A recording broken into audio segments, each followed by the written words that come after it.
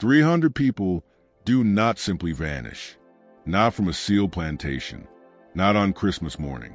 Not without a single sound. And yet, on December 25th, 1859, that is precisely what occurred at Belmont Estate in South Carolina.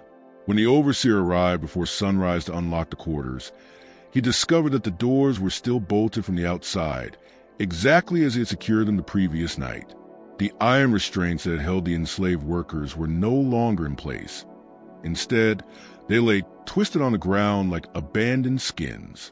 Farming tools stood lined up in flawless rows, as if carefully prepared for a workday that would never come. The communal cooking fires still glowed faintly, embers alive beneath ash, but every single person was gone. There were no footprints cutting through the frozen earth. No skiffs or flatboats were missing from the river landing. Bloodhounds brought in from nearby plantations paced the empty cabins, circled twice, and then sat down in confusion, tails low, as though the trail itself had simply vanished. The plantation owner, a man named Thomas Varick, immediately announced a reward worth what would equal nearly $500,000 today. Newspapers throughout the South printed notices and descriptions.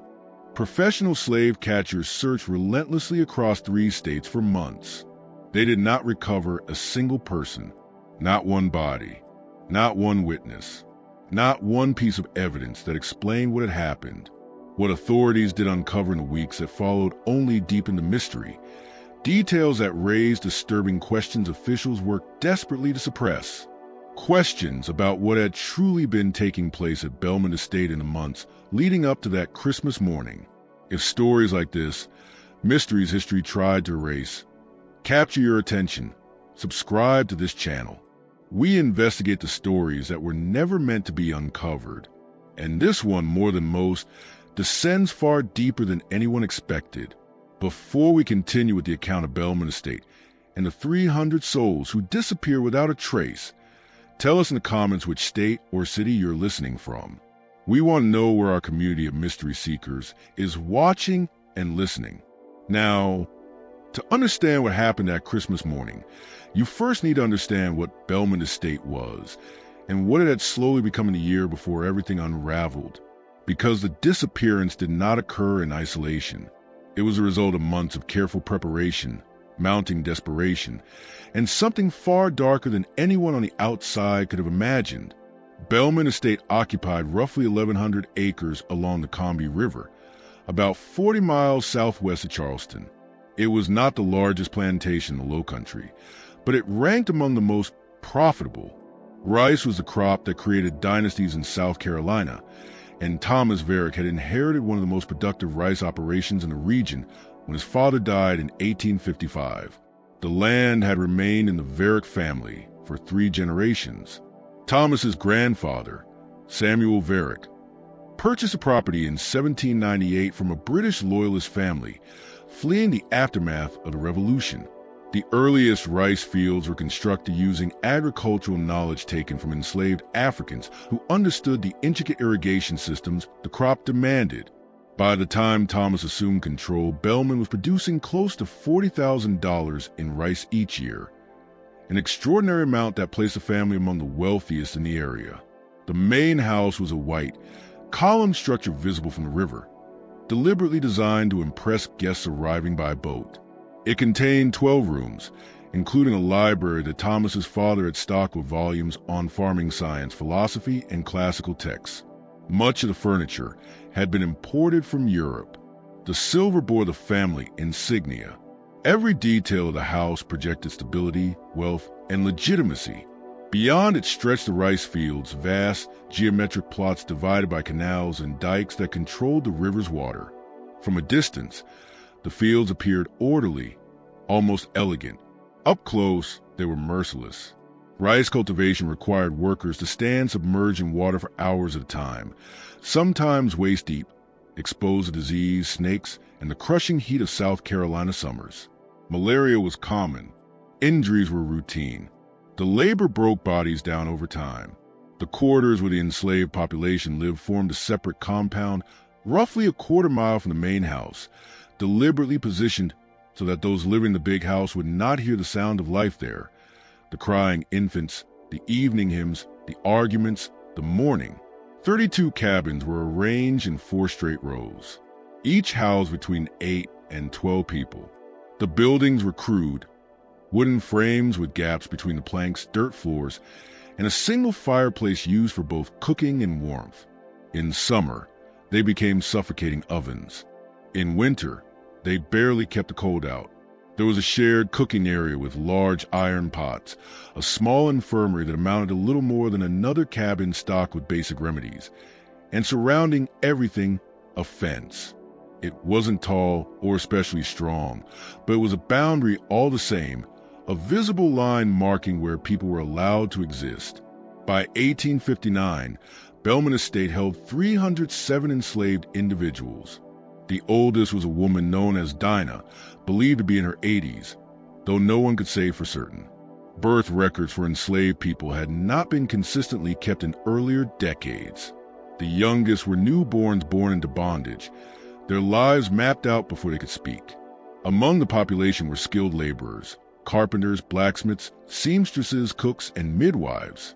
There were field hands who understood the rhythms of rice cultivation better than any overseer ever could. There were house servants who drifted through the main house like shadows, present yet unseen, witnessing everything and saying nothing. And there were children, dozens of them, from infants to teenagers. They worked too, once they were able. The smallest carried water. The older ones learned trades or joined the field gangs.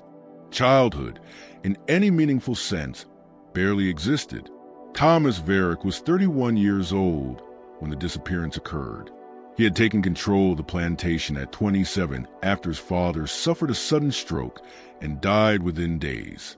Thomas had been educated at the College of Charleston, where he studied literature and philosophy before returning home to learn mechanics of plantation management.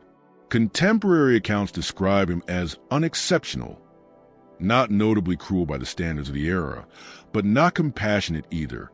He viewed the plantation as a system and its workers as parts within that system. He maintained meticulous production records. He calculated the cost of food and clothing against output. Every decision he made was guided by numbers, efficiency, and profit. Profit margins guided everything. He rarely set foot in the quarters, preferring to leave daily operations in the hands of his overseer, William Trent, a man who had worked at Belmont for nearly 15 years. Trent was organized, systematic, and completely detached from the humanity of those under his control.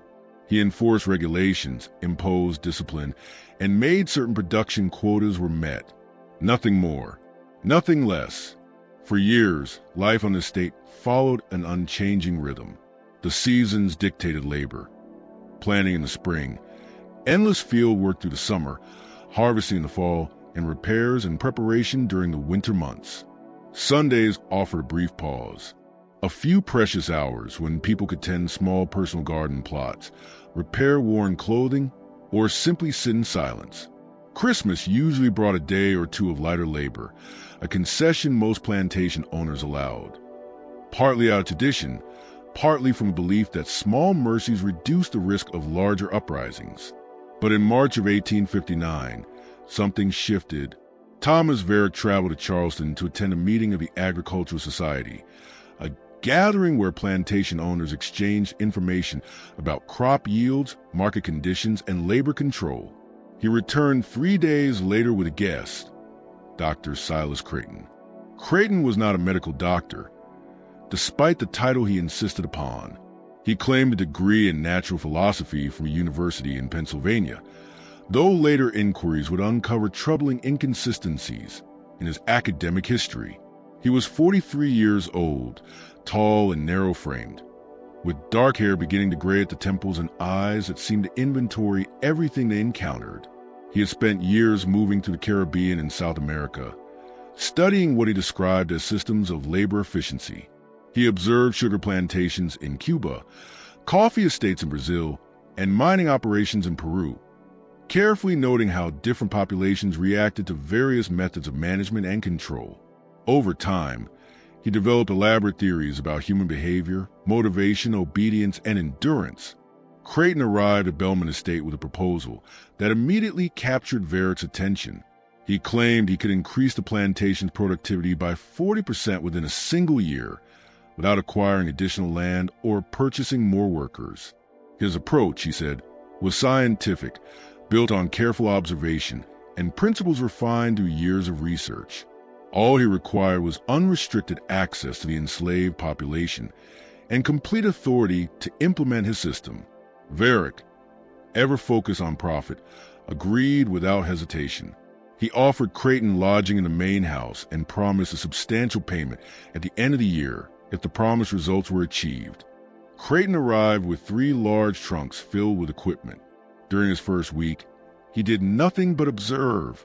He walked the fields, watched people work, and recorded everything in a leather-bound journal he carried at all times.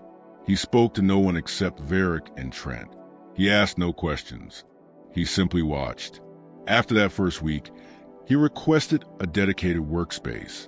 Varick granted him access to one of the estate's outbuildings, previously used to store tools and supplies. The structure measured roughly 30 feet long and 20 feet wide, with a wooden floor, solid walls, and several small windows. Creighton ordered the windows covered with heavy cloth. He installed substantial locks on the doors, the kind typically used on Charleston warehouses. Inside, he brought in furniture, a desk, chairs, shelving. He unpacked his equipment, brass instruments fitted with dials and gauges, glass containers of various sizes, leather straps fixed to wooden frames, stacks of notebooks, writing tools, and lamps that burned with an oddly intense brightness. Workers who caught brief glimpses inside when the doors opened later described seeing things they couldn't explain. Diagrams covered the walls, charts filled with numbers and unfamiliar symbols, tools that looked as though they belonged equally in a medical clinic and a mechanical workshop. Within 2 weeks of his arrival, Creighton began what he referred to as assessments. The first group was brought to the building on a Monday morning in late March. 5 individuals, 3 men and 2 women, all field hands in their 20s and 30s. Trent escorted them from the quarters and left them at the locked doors. 6 hours later, they emerged. They weren't silent, but they were subdued in a way that immediately drew attention. When asked what had happened inside, their answers were vague. "He measured us," one man said. "Ask questions," a woman added. "That's all." Over the following weeks, every enslaved person at Belmont Estate underwent the same process. Creighton worked to precision, bringing in groups of 5 or 6 at a time. Sessions lasted anywhere from 4 to 8 hours. What took place during those assessments would later become the subject of fear, speculation, and horror. Based on survivor testimony and fragments of Creighton's notes recovered years later, parts of the process can be reconstructed. Creighton measured everything: height, weight, arm span, hand size, chest circumference. He recorded how far each person could reach, how much weight they could lift, how long they could stand without sitting. He timed simple tasks, moving objects from one side of the room to another, responding to commands, repeating actions over and over. He asked questions, hundreds of them, about families, childhood memories, fears, dreams, what made them angry, what made them compliant, what caused sadness. He asked about relationships with other workers, with overseers, with the Varick family itself. Every answer was documented.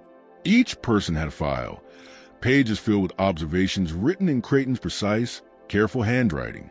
Then came the tests. These were more troubling. Creighton presented hypothetical situations and demanded immediate responses. He showed objects and asked participants to explain their purpose. He assigned tasks that appeared meaningless, arranging blocks into patterns, repeating number sequences, holding uncomfortable positions for extended periods, while carefully watching how each person reacted. Some found the assessments merely exhausting or dull. Others found them deeply unsettling. There was something in Creighton's demeanor, the way he stared, the way he wrote, the way his gaze seemed to pass through a person rather than rest on them, that created a pervasive sense of dread. But the assessments were only the beginning. Once Creighton completed his initial observations, he began implementing what he referred to as a system. The daily work schedule was reorganized from the ground up. People were reassigned to new duties based on criteria only Creighton claimed to understand. Some longtime field hands were moved into maintenance roles. Certain house servants were sent out into the fields.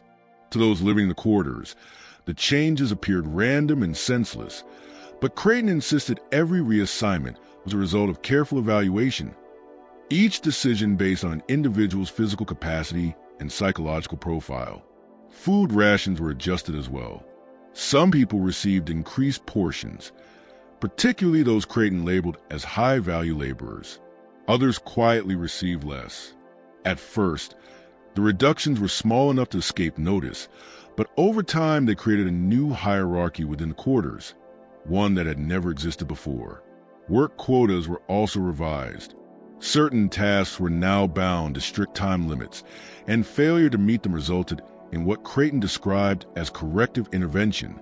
Then came the treatments. They began in May, roughly 2 months after Creighton arrived at Belmont.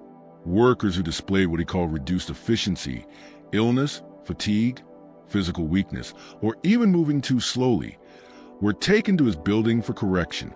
These sessions differed from the earlier assessments. They lasted much longer, sometimes an entire day, and the people who returned from them were changed. At first, the changes were subtle. A field worker named Marcus, known for his laughter and easy conversation, came back from a treatment quiet and intensely focused. He worked faster than ever before, never pausing, never speaking unless directly addressed. His wife said he hardly slept anymore. At night, he lay rigid on his pallet, staring upward as though he had forgotten how rest worked. A woman named Lillian, who had been recovering from a fever, underwent treatment and returned moving stiffly, almost mechanically, as if her body were following instructions her mind could no longer fully process. She would begin a task and continue it long after it was finished, stopping only when someone physically intervened. A young man named Benjamin developed a constant tremor in his hands after a session. The shaking made detailed work difficult, but he never complained. He never asked for help. He simply continued working, his hands vibrating, his face blank and unreadable. By summer, fear had spread throughout the quarters. People whispered about Creighton's building. They called the correction house, or simply his place, always speaking the words in low voices. Parents warned their children to work hard, to stay invisible, to never give Trent or Creighton a reason to notice them. But diligence was no longer enough. Creighton's criteria for treatment expanded. At first, only the visibly struggling were selected: the sick, the injured, the exhausted. Gradually, others were added: people who asked too many questions, people who formed close bonds with others, people who sang certain songs or told particular stories. It began to feel as though Creighton was searching for something, some trait, some spark of independence or resistance, and systematically removing it. Then people began to die. The first death occurred in early July. Henry was 32 years old, a field worker who had lived at Belmont his entire life. He was strong and healthy, known for enduring long hours in oppressive heat without complaint. He had a wife, Clarissa, and 3 children. In late June, Creighton selected Henry for treatment. No explanation was given. Henry had not been ill or slow, but Trent escorted him to the correction house on a Tuesday morning. Henry emerged 2 days later. Clarissa knew immediately something was wrong. He would not speak to her. He refused food. He stood in their cabin for hours, staring at the wall. When she tried to touch him, he recoiled as if burned. In the fields, he worked with an unnatural intensity, moving faster than seemed possible, never stopping, never resting. Other workers tried to speak to him, but he did not respond. It was as if he could no longer hear them, or no longer understood language at all. For days later, Henry collapsed in the field. Other workers carried him to the infirmary and laid him on a cot. His eyes were open but empty. He died that night without ever speaking again. The official cause of death was recorded as fever, but everyone knew it was false. Henry had not been sick. Something had been done to him inside Creighton's building. 3 more people died over the next 2 weeks. All had recently undergone treatment. All showed the same pattern: withdrawal, mechanical behavior, inability to eat or sleep, followed by sudden physical collapse. Creighton expressed no concern. When Varick questioned the deaths, Creighton explained calmly that some subjects were incompatible with the optimization process. It was regrettable, he said, but unavoidable. The benefits of the system as a whole outweighed the occasional loss. Varick focused on the rising productivity figures, which were undeniably improving, accepted the explanation. In the quarters, however, the deaths created panic. People were terrified. They did not know what happened inside the correction house, but they knew it was dangerous. They knew that being selected for treatment could mean death, and they knew they had no power to refuse. In August, a woman named Ruth tried to run. She was 24 years old, a house servant who worked in the main kitchen. She had been selected for treatment and ordered to report to Creighton's building the following morning. Instead, she fled in the middle of the night, taking nothing with her, heading north through the woods. She made it 6 miles before the dogs found her at dawn. The punishment was public and severe. Varick, who usually avoided direct involvement in discipline, intervened personally.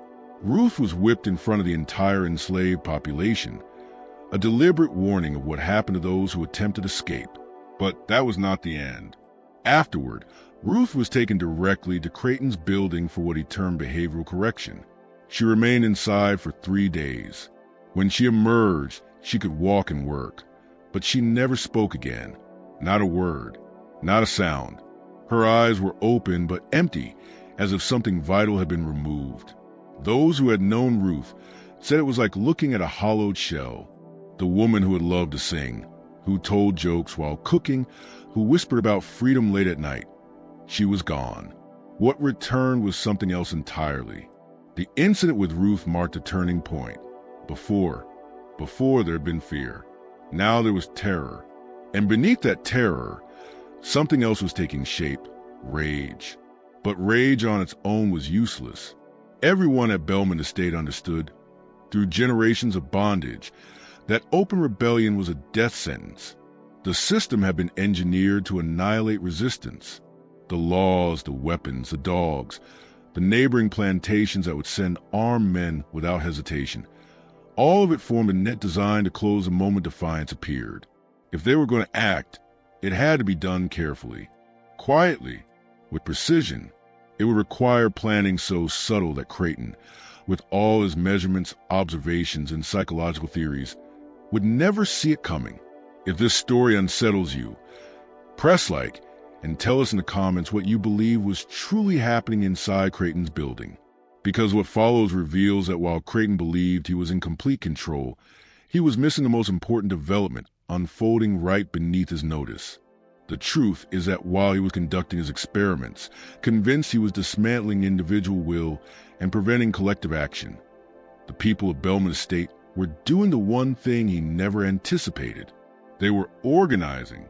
The organization began in the most unexpected place, among the children.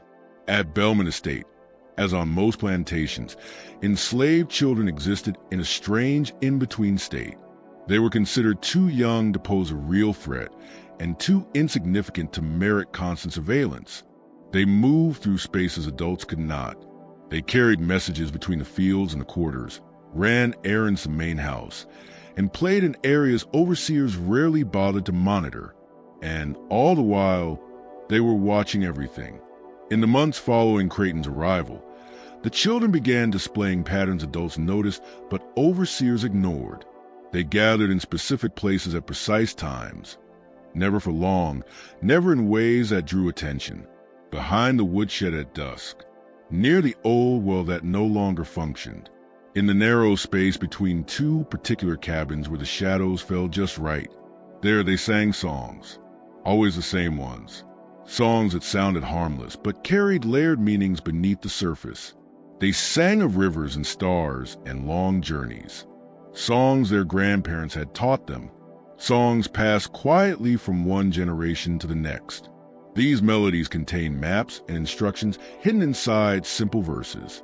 One such song, recorded in a journal by a visitor to a nearby plantation, included the line, "When the master sleeps and the river runs, we'll follow the drinking gourd to the promised sun." The drinking gourd was a well-known code, the Big Dipper, used by those escaping bondage to navigate north. But when the master sleeps and the river runs were more precise. They were temporal markers, instructions about timing. The children became messengers, carrying information in ways that appeared innocent. A child sent to deliver water to the fields might pause and sing a particular song within earshot of specific workers.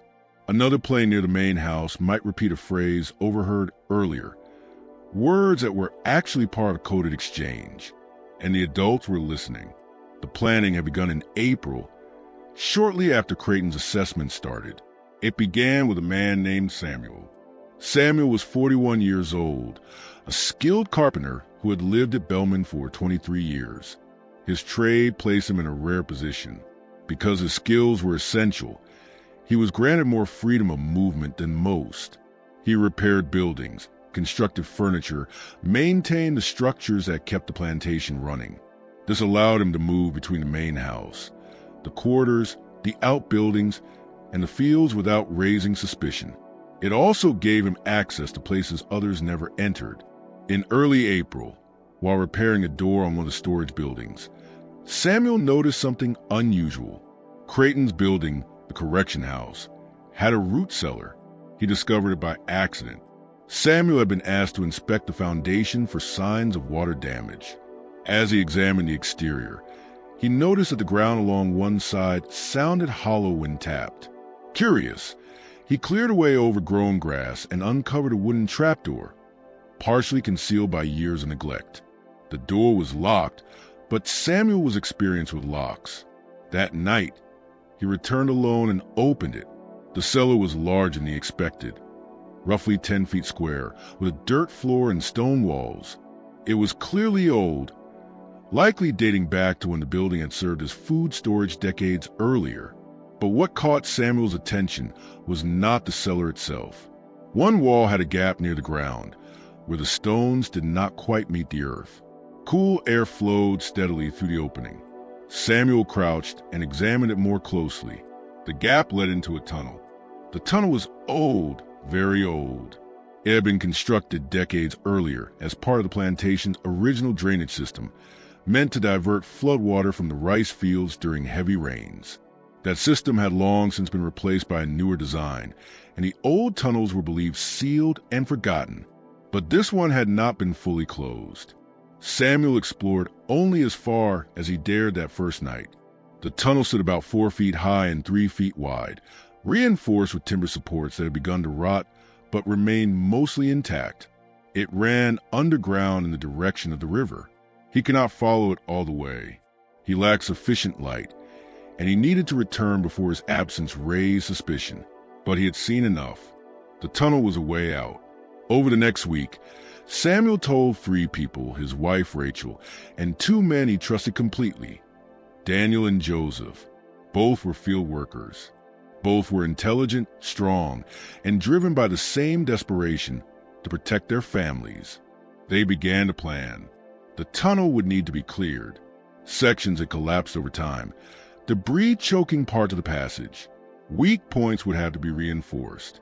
They would need to determine exactly where it led, and whether it was still passable all the way to the river, and all of it would have to be done in absolute secrecy.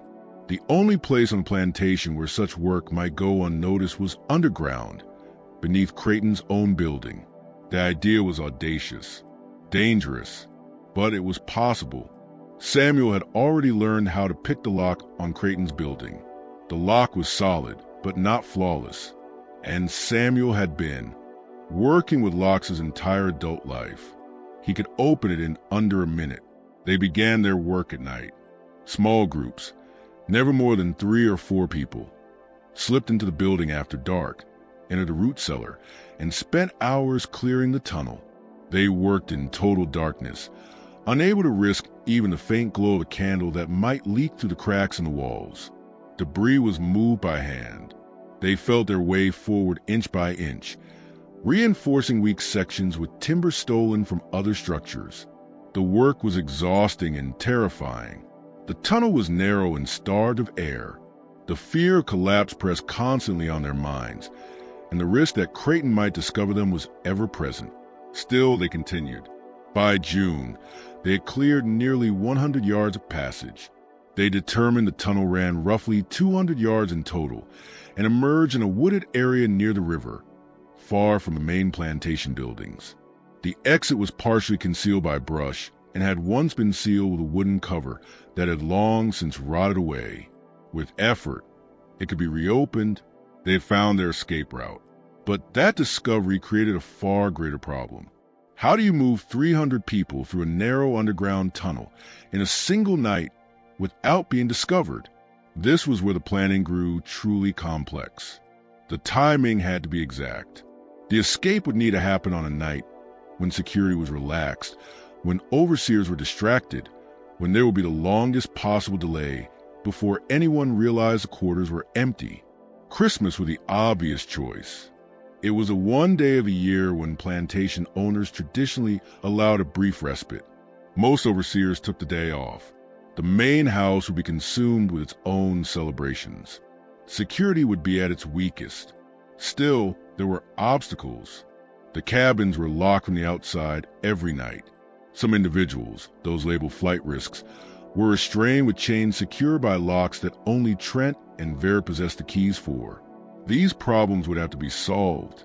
And beyond that, they would need to coordinate 300 people, men, women, children, the elderly, the sick, to move quietly and efficiently through a tunnel that could only accommodate a few individuals at a time. The planning consumed the summer and the fall. More people were brought into the conspiracy, but cautiously, selectively. Only those who could be trusted without question. Only those who understood that a single mistake, a single betrayal, would mean death for everyone involved. They developed a system of signals. Certain songs conveyed specific meanings. Certain phrases, spoken in particular contexts, carried instructions. The children became the primary messengers, moving between groups, sharing information in ways that appear harmless. They stockpiled supplies, small portions of food taken quietly from rations and hidden within the tunnel, water containers, blankets, anything that might be needed once they emerged. They made contact with the Underground Railroad. This was perhaps the most dangerous part of the plan. The network did reach into South Carolina, but it was fractured, secretive, and constantly hunted. Making contact meant finding someone who could be trusted to arrange boats at the river on Christmas night. Samuel made the connection through a free black ferryman who worked along the Combahee River. The ferryman knew people who knew people. Messages moved through a chain of intermediaries, each person knowing only what was necessary. By December, everything was in place. On Christmas Eve, while the main house celebrated and overseers drank and relaxed, the people of Belmont Estate would begin entering the tunnel. They would move in carefully timed groups to prevent bottlenecks. The strongest would go first to help others through collapsed or narrow sections. Families would remain together. Children and elders would be assisted. They would emerge near the river, where boats arranged through the Underground Railroad would be waiting. Those boats would carry them downstream to the coast, where they would be transferred to a ship bound north, to Philadelphia and to freedom. It was an impossible plan. It required perfect timing, flawless coordination, and extraordinary luck. But it was the only plan they had. Then, 2 weeks before Christmas, something happened that threatened to destroy everything. Dr. Silas Creighton discovered what they were doing. The discovery occurred on December 10th, 1859. Creighton had been working late in his building, reviewing notes and preparing reports for Thomas Varick. The productivity figures were excellent, exactly as promised. The optimization system was functioning. Varick was pleased, but Creighton had noticed irregularities in recent weeks. Small inconsistencies. Workers who should have been exhausted displayed unusual energy. Individuals who should have been isolated showed signs of coordination. Behavioral patterns emerged that did not align with the projections. Creighton believed deeply in patterns. His entire system was built on the assumption that human behavior was measurable, predictable, controllable. When the data failed to match expectation, he investigated. That night, as he organized his files, he heard a sound, faint, almost imperceptible. A scraping noise coming from below. Creighton froze and listened. The sound came again, clearly from beneath him, from the root cellar. He took a lamp and descended the stairs. The trapdoor was closed, but upon closer inspection, he saw fresh scratches around the lock. Someone had been opening it. Creighton unlocked the door and climbed down into the cellar. He found a tunnel immediately, and unmistakable signs that had been used recently. Fresh footprints pressed into the dirt, displaced debris, the sharp smell of human sweat lingering in the stale air. Someone had been using his building to access an underground passage. Creighton understood instantly what this meant. An escape route, a secret passage he had never known existed, running directly beneath his workspace. He should have alerted Varric at once. He should have summoned Trent and the overseers. He should have ordered the tunnel sealed and conspirators identified and punished. But Creighton did none of those things because he saw something else, an opportunity. This was the ultimate test of his system, a population under extreme pressure, facing a binary choice between submission and action would reveal the true limits of behavioral conditioning. If his months of treatments had truly destroyed their ability to organize and act as a group, then the escape would collapse on its own. If it hadn't, he would learn precisely where his system failed. Either outcome, he believed, would provide invaluable data. He decided to allow the escape attempt to proceed, but on his terms. He would be inside the tunnel, observing. He would watch how they behaved under pressure. He would record everything. To him, this was a culmination of his work. Over the next 2 weeks, Creighton prepared carefully.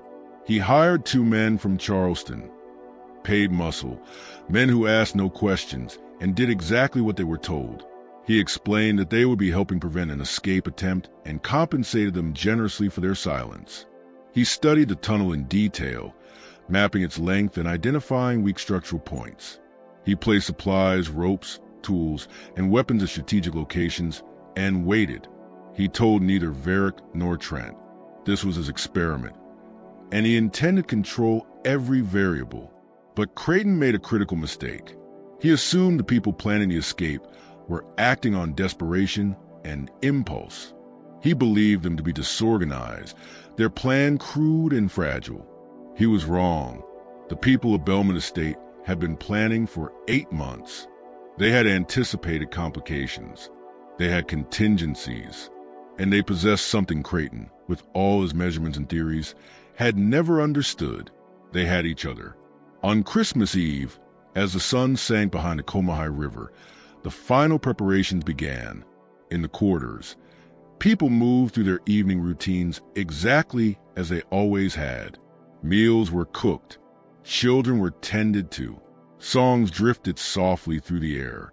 To any observer, it was an ordinary night, but beneath the surface, signals were being exchanged.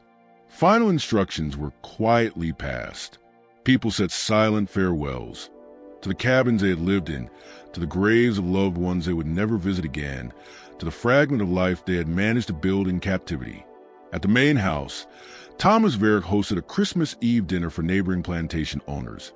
8 guests, accompanied by their wives. Candlelight filled the dining room. The table overflowed with food.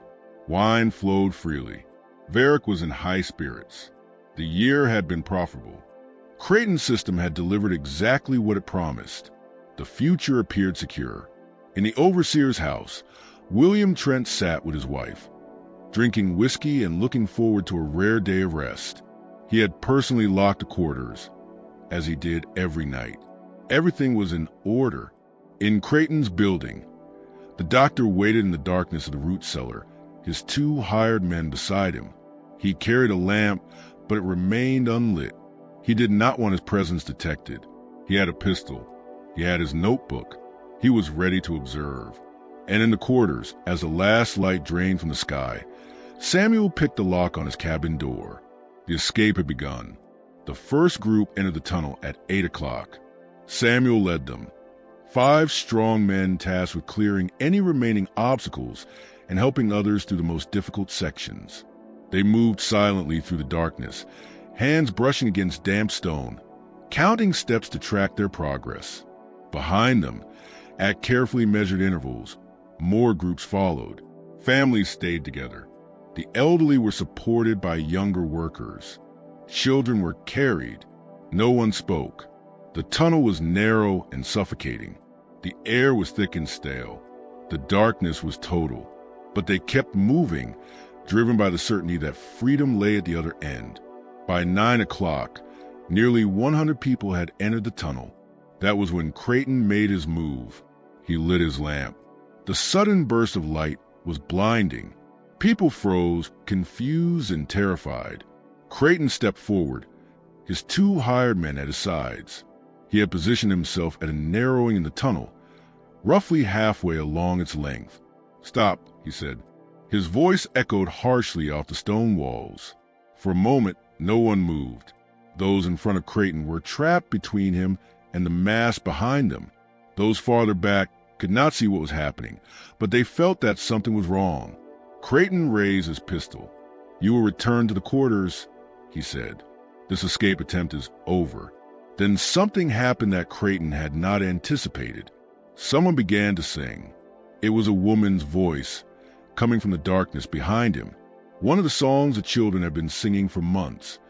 The one about the river, the drinking gourd, and the promised son. Another voice joined in. Then another. Within seconds, dozens of people were singing. The sound filled the tunnel, echoing and multiplying until it became overwhelming. Creighton's hired men exchanged nervous glances. One raised his weapon, but the singing only grew louder. Then the people began to move forward, not rushing, not attacking, just walking, steady, unified, unstoppable. Creighton fired his pistol into the air. The blast was deafening in a confined space, but the people kept coming, kept singing. One of the hired men panicked and bolted, shoving past Creighton and running back toward the root cellar. The other followed. Creighton was suddenly alone, facing a wall of people advancing with inexorable determination. He turned and ran. In his panic, he made a fatal mistake. He dropped his lamp. It shattered against the stone floor. Oil spilled out and ignited instantly, flames racing along the ground and climbing the wooden supports that reinforced the tunnel walls. The fire spread with terrifying speed. The old timber was dry and caught immediately. Within seconds, part of the tunnel was engulfed. People screamed. The forward movement halted as those in front tried to retreat from flames. But there were too many people behind them, still pressing forward, unaware of what lay ahead. Smoke flooded the passage. The heat became unbearable. Wooden supports cracked and splintered. Then the tunnel collapsed. The collapse occurred roughly 30 feet from where Creighton had been standing. Tons of earth and stone crashed down, sealing the passage completely. The people who were ahead of the collapse, those in the first groups, including Samuel and the other leaders, were cut off from those behind. In the chaos and darkness, with smoke choking the air and screams ricocheting off the tunnel walls, Samuel made a decision. "Keep moving," he shouted. "Forward. Get to the river." The group ahead of the collapse, 17 people in total, pushed on through heat and smoke. They could hear the tunnel continuing to fail behind them, could feel the earth shudder with each collapse, but they did not stop. They reached the end of the passage and burst out into the cold night air. The boats were there, exactly as promised. They climbed in, pushed away from the bank, and let the current carry them downstream into darkness. Behind them, inside the tunnel, 283 people were trapped. What happened to those 283 people in the hours that followed is one of the most haunting mysteries in American history. When investigators excavated the tunnel in the weeks after the 17 survivors were discovered in Philadelphia, They located the collapsed section and began clearing it. They expected to find bodies, hundreds of bodies, victims of fire and cave-in. They found nothing. No bodies, no bones, no clothing, no personal belongings. The tunnel beyond the collapse was empty. Authorities were baffled. Engineers were brought in to assess the structure. Experienced miners examined the cave-in. Every inch of the tunnel, from the root cellar to the river exit, was searched again and again. There was nothing. It was as if the people had simply ceased to exist. Several explanations were proposed. The first was that the fire had completely consumed the bodies, but this failed under scrutiny. The fire, though intense, had been brief. It burned out quickly once the wooden supports were destroyed, and fire does not erase human remains entirely. At the very least, bones should have remained. The second theory suggested that water had flooded the tunnel after the collapse, washing the bodies away. After all, the passage had once been part of a drainage system, but engineers found no evidence of flooding. The ground was dry. There were no water lines on the walls. The tunnel did not connect to any active waterway capable of producing such a surge. The third theory claimed the survivors had somehow removed the bodies before escaping. This too made no sense. The 17 who escaped had barely made out themselves. They had neither the time nor the ability to move hundreds of bodies. And even if they had, where would they have taken them? The mystery deepened when investigators conducted a more thorough search of Creighton's building. They recovered his notebooks, dozens of them, filled with observations, measurements, and theories. The pages detailed the scope of his experiments, the treatments he administered, and the psychological techniques he employed. But the final notebook, the one he'd been writing in during the weeks leading up to Christmas, was different. The entries became increasingly erratic. In early December, he wrote, "The subjects are exhibiting unexpected patterns of coordination. My conditioning protocols should have prevented collective action, yet I observe signs of organization. This requires further investigation." A week later, another entry read, "I have discovered their escape route. Rather than prevent it, I will allow it to proceed under controlled observation. This presents an unprecedented opportunity to test the limits of my system." Then came the final entry, dated December 24th.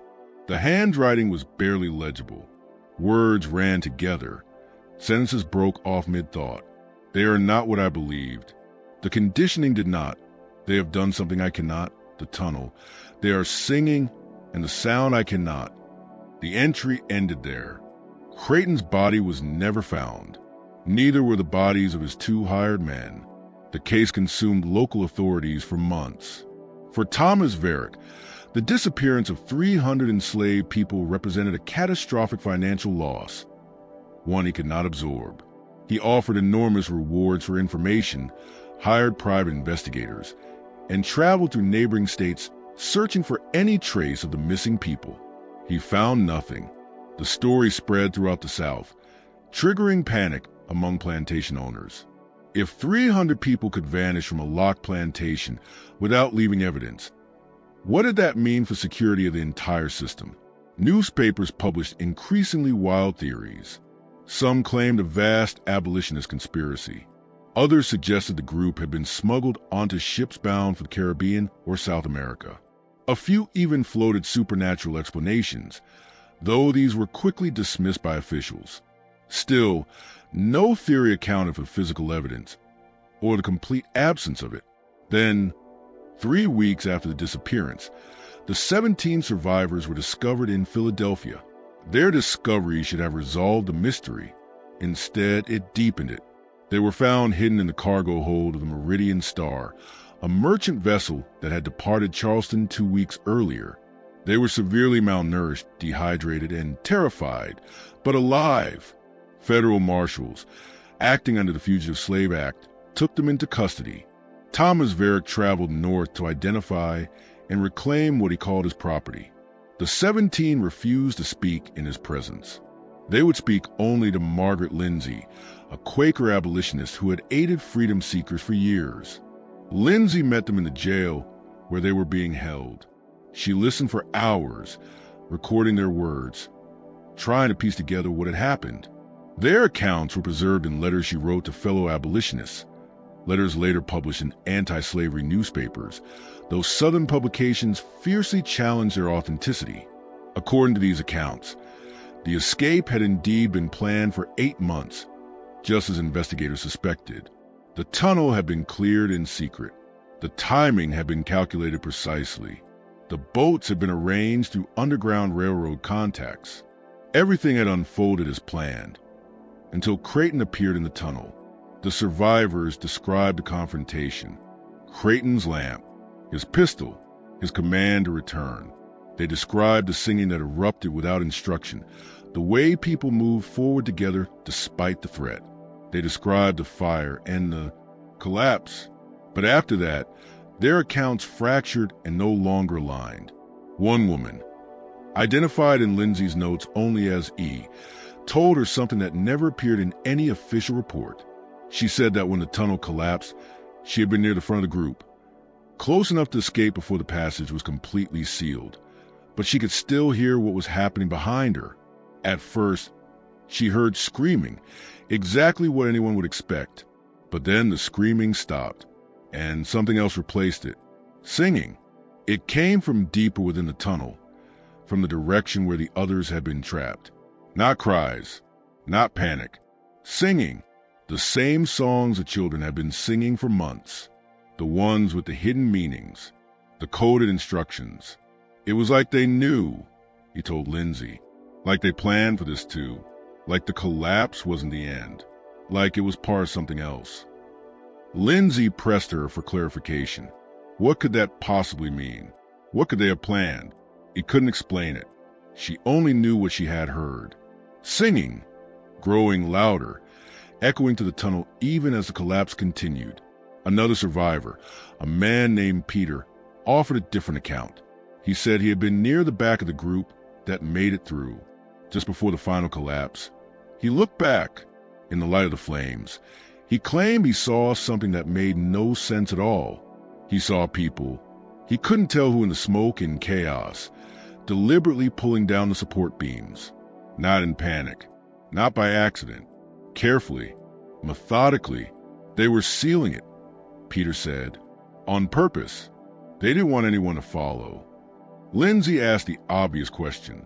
Why would anyone seal themselves inside? Peter had no answer. He only knew what he believed he had seen. A third survivor, a young woman named Sarah, told yet another version. She said that in the days leading up to Christmas, there had been whispers in the quarters. Whispers about a second plan. She didn't know the details. She was young, and the adults had been careful about what they said around children. But she remembered fragments, phrases repeated quietly, urgently. Something about the deep way. Something about a place where the masters can't follow. She didn't understand what it meant at the time, but she remembered one phrase clearly, because it was repeated again and again in the final days. If the first way fails, we take the deep way. Margaret Lindsay documented every account. She sent letters to abolitionist newspapers in Boston, New York, and Philadelphia. She spoke before anti-slavery societies, trying to use the story to expose the cruelty and instability of the system. But the testimonies were strange, contradictory, unsettling. Many readers dismissed them as exaggerations, even fabrications. Southern newspapers certainly did. They accused Lindsay of inventing the entire story to advance her abolitionist cause. The 17 survivors were eventually returned to slavery under the Fugitive Slave Act. They were transported back to South Carolina in chains, but they were never returned to Belmont Estate. Thomas Varick, perhaps fearing their presence would inspire others, sold them to different plantations across the state. They were separated, scattered, their shared story dissolved into silence. Margaret Lindsay did not stop searching. She continued corresponding with abolitionists, quietly asking questions, looking for any trace of missing 283 people. She never found definitive answers. But in the months and years that followed, reports surfaced, fragments, rumors, half-formed accounts. suggesting the missing people might have survived, that they might have escaped after all. Each report raised more questions than it answered. In February of 1860, a rice merchant named Thomas Garrett was traveling through the coastal swamps roughly 15 miles south of Belmont Estate. Following an old hunting trail, he came upon something unexpected, a camp. It appeared recent. The fire pit still held warm ashes. There were signs that many people had been there. Makeshift shelters woven from branches and moss, flattened areas where people had slept, abandoned tools. But the camp was empty. Garrett reported the discovery to local authorities. A search party was assembled, but by the time they arrived, any trail had vanished. The swamp was vast and unforgiving. Tracking movement through it was nearly impossible. Officials concluded the camp had likely belonged to a group of runaways from various plantations. They did not connect it to Belmont Estate, though the timing was suggestive. And the size of the camp, large enough for dozens, possibly hundreds, was unusual. In April of 1860, a ferryman named Jacob Mills, who operated a crossing on the Savannah River between South Carolina and Georgia, reported something strange to his local sheriff. Mills said he had ferried a large group of black travelers across the river one night. He estimated around 40 people. They had paid him in gold coins. That detail stood out. Enslaved people did not carry gold. Even free black people rarely possessed that kind of money. Mills said the group had been quiet, organized, purposeful. They crossed under cover of darkness, entered Georgia, and disappeared into the woods on the far bank. When the sheriff attempted to investigate, no trace of the group could be found. Mills could offer few details. It had been dark, and he admitted he had paid more attention to the gold than to the faces of his passengers. The report was dismissed as unrelated to Belmont Estate. Georgia was far from the Combahee River. How could such a large group have traveled that distance undetected? But the gold lingered as a troubling detail. Where would escaped enslaved people have obtained it? Then, in June of 1860, a shopkeeper in Wilmington, North Carolina, reported selling supplies to a woman who spoke with an accent he could not place. She purchased food, blankets, and medical supplies, far more than one person would need. She paid in cash. She was polite but distant. When the shopkeeper tried to make conversation and asked where she was from, she gave vague answers and left quickly. He remembered her because of the way she spoke. He said it was as though she had forgotten how to form certain words, as if she were relearning language itself. The report was dismissed. North Carolina was even farther from Belmont Estate. The connection seemed impossible, but the description lingered, unsettling those familiar with the case. It matched earlier descriptions of people who had undergone Creighton's treatments, people who had come out of correction house altered, struggling with memory, with speech, with the basic flow of thought. Could this woman have been one of the missing from Belmont? And if so, how had she traveled all the way to North Carolina? More reports followed over the next 2 years, scattered across the South like fragments of a broken map. A group of black travelers seen moving along a rural road in Virginia, a community of free black families in Tennessee that seemed to have appeared almost overnight, with no clear history. Persistent rumors of a hidden settlement deep in the Appalachian Mountains, where people lived beyond the reach of white society. None of these accounts were ever confirmed. None could be definitively tied to Belmont Estate, but taken together, they suggested a possibility that was difficult to ignore, that at least some of the missing people had survived, had escaped, and had found ways to live free. But that still left the central question unanswered. What happened to the other 283 people, the ones trapped behind the collapse? If they had died in the tunnel, where were their bodies? If they had escaped by some other route, where had they gone? And what had the survivors meant when they spoke of the deep way, of a place where the masters could not follow? In March of 1861, just weeks before the outbreak of the Civil War, something occurred that briefly reignited public interest in the Belmont Estate mystery. A package arrived at the offices of the Charleston Mercury. It was a small wooden box, carefully wrapped with no return address. Inside was a single object, a chain. It was one of the same chains found at Belmont Estate on Christmas morning. The chains that had bound certain individuals and had been discovered unlocked and carefully laid out. Alongside it was a note, written in precise, elegant handwriting on quality paper. "We are not lost. We are free. And we remember." The note wasn't signed. The newspaper published a short article describing the package, the chain, and the message. It speculated about who might have sent it and what it could mean. But by then, the nation's attention was turning elsewhere. South Carolina had already seceded from the Union. Fort Sumter would be attacked within weeks. War consumed the headlines. The mystery of Belmont Estate, once the subject of obsessive local attention, slipped quietly from public memory. Thomas Varick lost his plantation during the war. Union forces occupied the Low Country in 1862, and Belmont Estate was abandoned. The enslaved people who had remained, those who had not vanished on Christmas, were freed. Varick never recovered financially.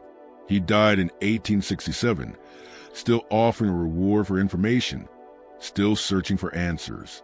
Dr. Silas Creighton was never seen again after Christmas Eve, 1859. When investigators contacted his family in Pennsylvania, they claimed no knowledge of his work in South Carolina. They said he had always been secretive about his research. Further investigation revealed that much of his background was fabricated. The university he claimed to have attended had no record of him. The academic papers he referenced did not exist. Creighton, it seemed, had been a mystery even before the disappearance. The tunnel was eventually filled in. The buildings at Belmont Estate were torn down in the 1880s. The land was sold, subdivided, and repurposed as rice cultivation declined and the economy shifted. Today, a small historical marker stands near where Belmont Estate once existed. It mentions the plantation's role in rice production and notes that it was abandoned during the Civil War. It does not mention the disappearance. It does not mention the 300 people who vanished on Christmas morning. It does not mention Dr. Creighton or his experiments. The story has largely been forgotten. The mystery has not. Over the years, historians and researchers have proposed several theories to explain what happened to the missing people of Belmont Estate. The first theory is mass death in the tunnel. The simplest explanation is that the 283 people trapped behind the collapse died in the fire and cave-in, and their remains were somehow destroyed or lost. But this theory has serious flaws. Fire does not completely erase human remains, and the tunnel was examined thoroughly. There should have been evidence. Some have suggested the bodies were removed later, either by survivors or by others attempting to conceal the truth. But the logistics make this unlikely. Removing hundreds of bodies through a collapsed tunnel would have required immense effort and time. The second theory is an alternative escape route. Some historians believe the trapped people may have found another exit, perhaps an unmapped branch of the old drainage system. This is plausible. The drainage network at Belmont had been extensive, and not all of it was documented. It is possible there were other tunnels, other exits, allowing the trapped group to emerge far from the plantation and disperse into the surrounding landscape. But this theory does not explain the singing reported by survivors, nor Peter's claim that the tunnel was deliberately collapsed from within. Why seal the passage if escape was the goal? The third theory involves the Underground Railroad. According to this idea, the network may have been far more organized and capable than previously believed, able to evacuate the trapped people through secret means. It is a hopeful theory, but difficult to support. The Underground Railroad operated cautiously, moving small numbers of people at a time. The idea that it could extract nearly 300 people from a collapsed tunnel strains credibility. The fourth theory centers on maroon communities. This suggests the missing people did not attempt to flee north at all. Instead, they may have formed or joined a maroon settlement. Hidden communities of escaped enslaved people living in swamps, forests, or mountains beyond white control. Such communities existed throughout the Americas. The Great Dismal Swamp on the Virginia-North Carolina border harbored them for decades. The swamps of South Carolina and Georgia could have offered similar refuge. Reports of camps and hidden settlements in the months after the disappearance lend weight to this idea. Perhaps the missing people of Belmont Estate survived together, living in secrecy for years, even generations. But if that is true, one question remains unanswered. Why has no definitive trace of them ever been found? Evidence ever surfaced? Why did no one from such a community ever come forward after the Civil War ended and slavery was abolished? The fifth theory is deliberate concealment. This is the darkest possibility. It suggests that the missing people did die in the tunnel, but that their deaths were intentionally hidden by authorities who feared the consequences of the truth becoming public. The disappearance of 300 enslaved people was a devastating embarrassment for South Carolina's plantation system. It exposed how fragile that system really was and threatened to inspire other escape attempts. Perhaps officials removed the bodies and buried them in secret, then reported that nothing had been found in order to blunt the story's impact. Such cover-ups were not unheard of in the antebellum South. But even this theory fails to explain the reports of survivors seen in other states, the mysterious package sent to the Charleston Mercury, or the testimonies of the 17 who escaped. The truth is, we may never know what happened to the 283 people who vanished from Belmont Estate.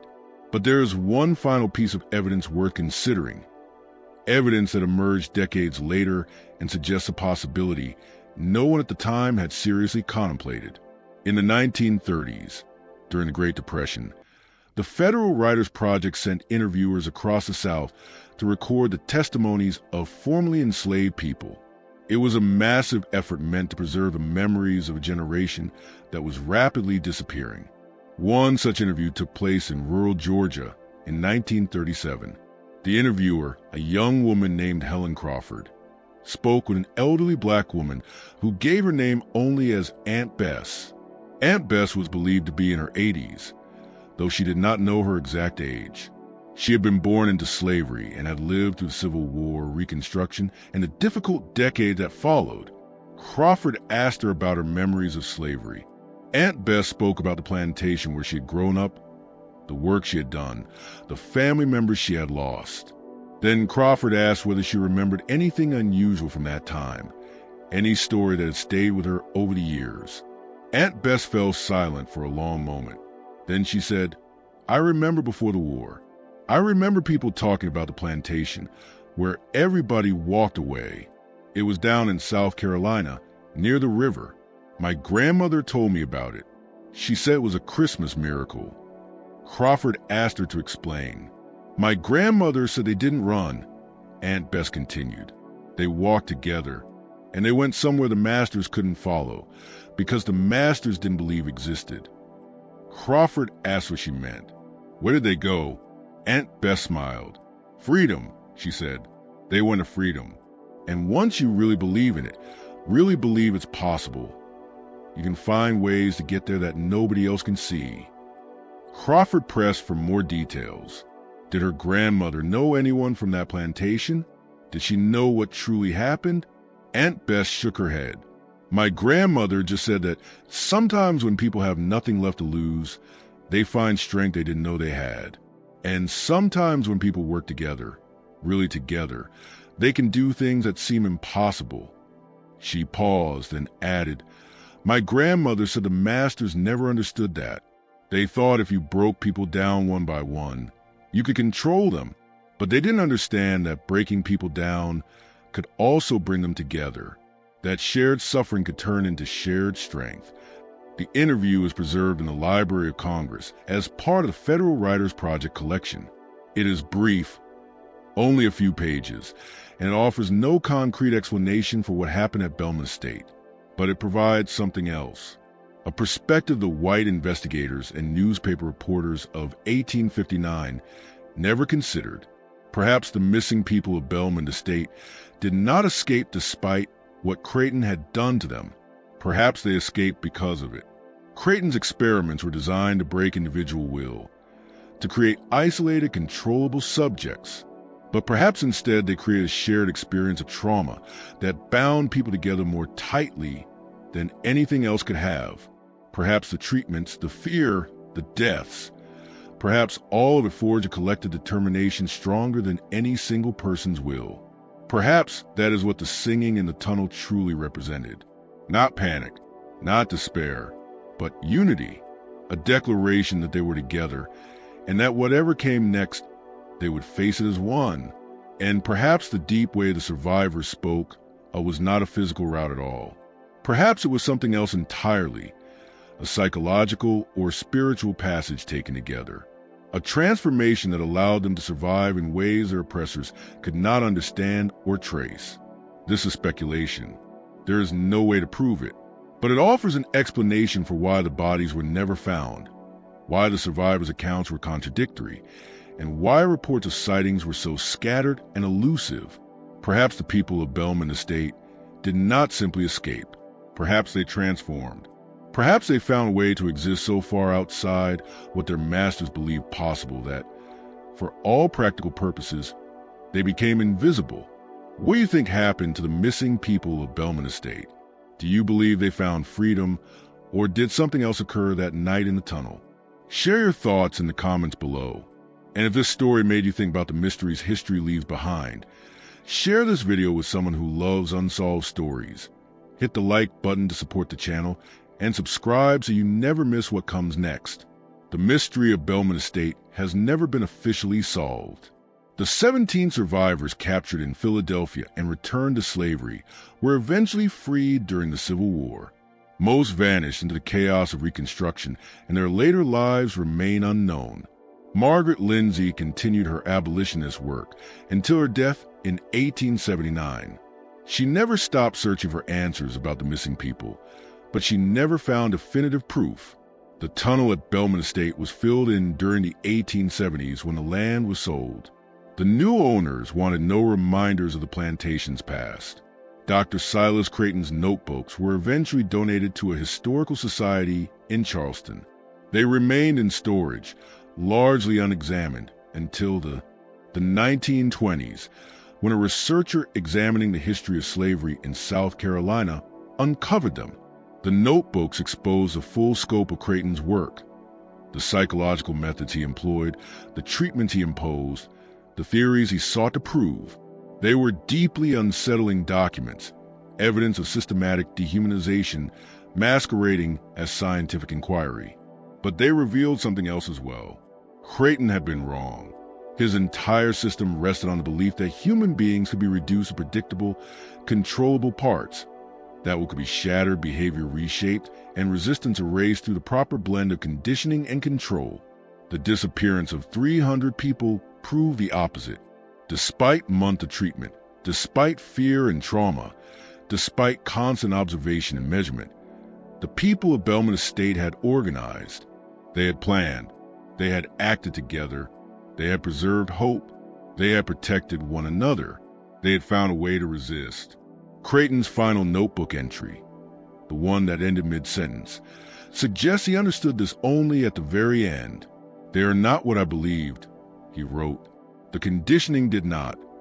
He realized too late that human beings are not machines, that cannot be completely destroyed, that even in the most desperate conditions, people can hold on to their humanity and fight for freedom. The chain sent to the Charleston Mercury in 1861 was never traced to sender, but its meaning was unmistakable. We are not lost. We are free, and we remember. Whether the missing people of Belmont Estate all survived, whether they found freedom, whether they built communities where they could live in peace, these questions remain unanswered. But perhaps the most important truth is this: they tried. In the face of overwhelming oppression, within a system designed to extinguish hope, 300 people came together and attempted the impossible. They planned for months. They worked in silence. They risked everything. And on Christmas morning, 1859, they walked away from Belmont Estate, leaving only their chains behind. That act of collective resistance, regardless of its final outcome, stands as a testament to the human spirit's refusal to be broken. The historical marker near the site of Belmont Estate does not mention any of this. It does not tell the story of the disappearance, or of Dr. Creighton's experiments, or the 300 people who vanished. But the story survives, in archives, in old newspapers, in survivor testimonies, in memories passed down through generations. And it survives in the unanswered questions. What happened in that tunnel on Christmas Eve, 1859? Where did the missing people go? How did they survive, if they survived at all?